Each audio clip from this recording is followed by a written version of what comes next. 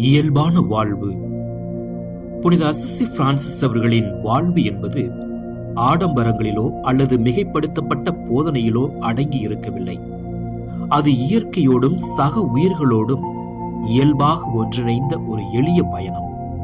இன்றைய வேகமான உலகில் இளைஞர்கள் தங்களுக்குள் அமைதியை கண்டடைய இந்த புனிதரின் சிந்தனைகள் வழிகாட்டுகின்றன. 1. தேவையற்ற பாரங்களை அகற்றுதல். புனித பிரான்சிஸ் தனது ஆடம்பரமான உடைகளையும் வசதிகளையும் துறந்து ஒரு சாதாரண அங்கிக்கும் இயற்கைக்கும் திரும்பிய போதுதான் உண்மையான விடுதலையை உணர்ந்தார்.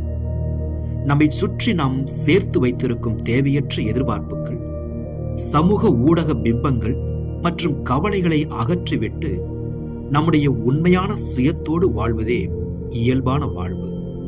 2. அனைத்திலும் இறைவனை காணுதல். இயல்பான வாழ்வு என்பது இயற்கையை சுரண்டுவதல்ல, மாறாக அதனுடன் இணைந்து வாழ்வது. நம்மை சுற்றியுள்ள எளிய மனிதர்களிடமும் படைப்புகளிடமும் அன்பை பகிரும் போது வாழ்க்கை அர்த்தமுள்ளதாகிறது. 3. அமைதியை கருவியாக்குதல்.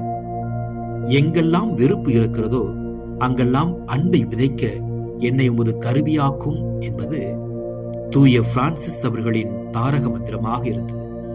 நாம் வாழும் சூழலில் இயல்பாகவே அமைதியையும் அன்பையும் வெளிப்படுத்தும் ஒரு கருவியாக இருப்பதே ஒரு இளைஞனின் உண்மையான வெற்றி.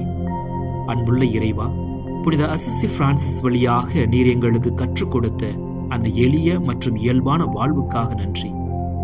ஓயாத ஓட்டமும் தேவையற்ற போட்டிகளும் நிறைந்த இந்த உலகில் நான் நானாக இருப்பதற்கும் நீர் எனக்கு கொடுத்திருக்கும் வாழ்க்கையை அதன் தூய்மையோடு ரசிப்பதற்கும் எனக்கு அருள் தாரும்.